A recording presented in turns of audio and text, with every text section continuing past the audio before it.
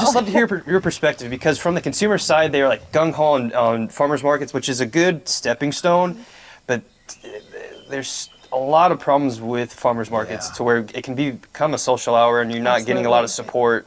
It's not really suited for the farmer. No, it's not at all. That's actually a great point. It's not suited for the farmer at all. It's never been our long-term goal of fulfillment. It's definitely, I think it is a form of marketing, which I could have mentioned. Like, that was our only form of marketing, is being in front of people, collecting newsletter, giving them a friendly yeah. face as they walked by, being available to talk to them about whatever they want to talk about.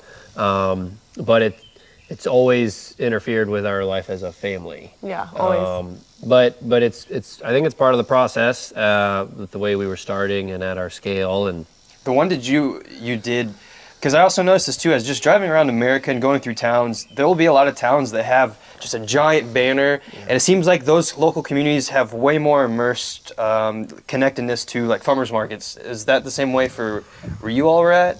I think the market that we first got involved in had pretty good traction. I wish I had gone to a farmer's market prior to 2021 and experienced that, or like growing up, but I was always a little surprised by the lack of farmers at farmers markets. There was a lot of fun stuff. Crafts. Yeah, Baked crafts. goods. Baked goods is huge. Prepared food is huge. Yeah.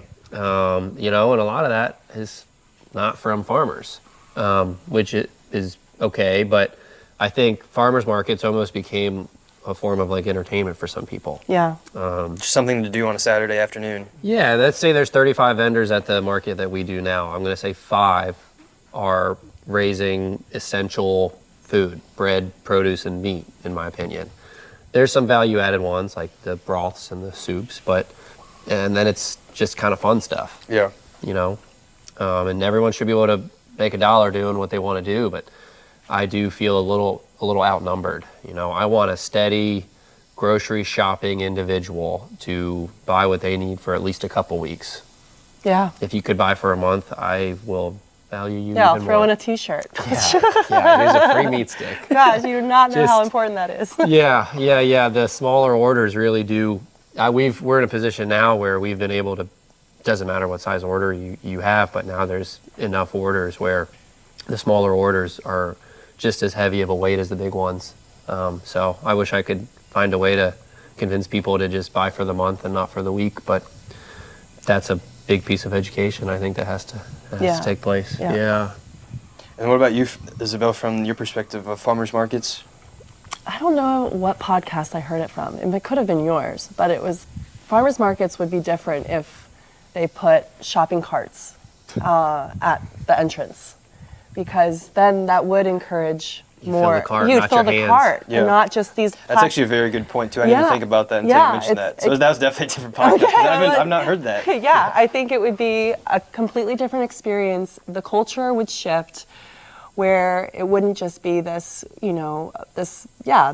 this place you get to just walk. I mean, I enjoy a farmer's market where I can walk around with a cup of coffee. I haven't done that in a while, but I see the lure. Yeah. But for it being more set up for farmers, and then the other thing, it's like, I don't think the customer realizes that we have to get up at, before 5 o'clock in the morning. They do not have any clue. And we've been all. up for hours. Yes. And we are there with a smile on our face, rain or shine, in my case, several months pregnant, trying to hustle some meat. And it's just, I do love it though. And it's the reoccurring customer is why we do it. Yes. It's that relationship. And yeah, I mean, when I stopped going to the Warrenton Farmers Market, we get emails being like, "Where's Isabel? When is she coming back?" Yeah. And I feel that too. It's like we decided to do guest. I felt it too. Yeah, we were a guest vendor just to say hi because we miss them. Yeah. I miss them, and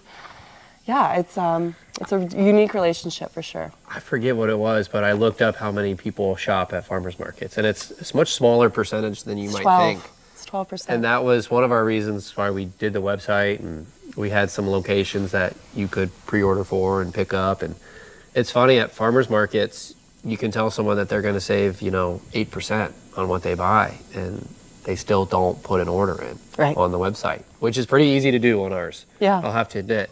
But it's like there are some that are just die-hard market individuals. I'll just pick from what you have. Like, well, you always come late and I never have it. But if you pre-order it, it makes my life easier. You save some money. It's a win-win. Right. And But see, it goes back to like it's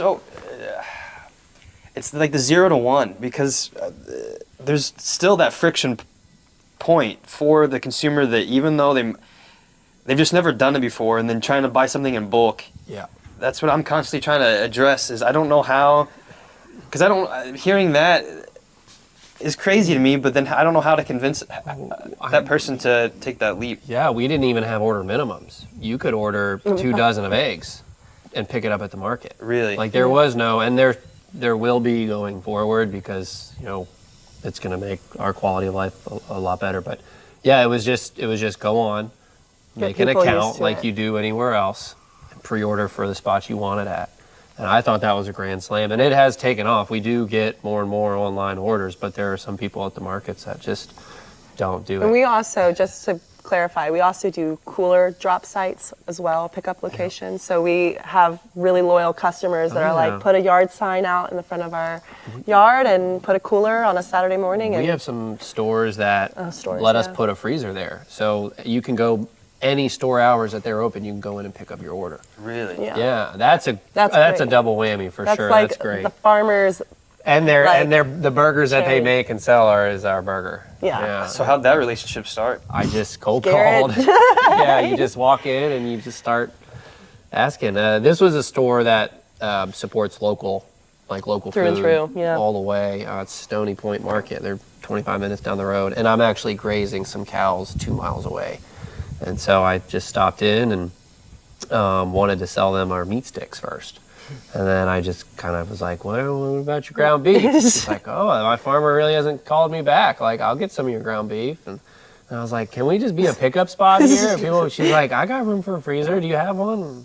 It just was very fluid. Very Yeah. fluid, yeah. But I think she wants to be an outlet for quality products and, support local. So you can't just go into like a Baskin Robbins and say Yeah. that I want to, make this a pickup location for our regenerative farm meats. But you could just like Wouldn't that look be at great, them, though? It Wouldn't would. that be great? just like look at an aerial map of stores, in a Yeah. greater metropolitan area. Cool.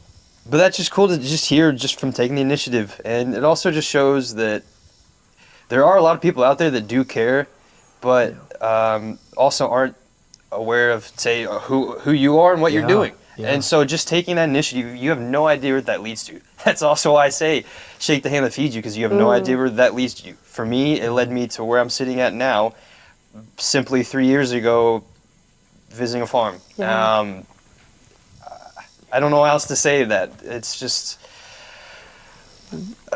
yeah. I don't know where you're supposed to see us at. Like unless it's a specific Google search or a farmer's market, there's no brick and mortar in our life. You don't drive by somewhere every day and eventually decide to go in. But I know that when we thought about doing the brick and mortar, I realized how expensive that Yeah, is, so which is why we went towards the website route with mobile pickup options. It's pretty much a vehicle and a person versus like a brick and mortar with rent and all the other bills that come with it. And so I think maybe we could have been a little bit more upfront in view, but we chose a different route.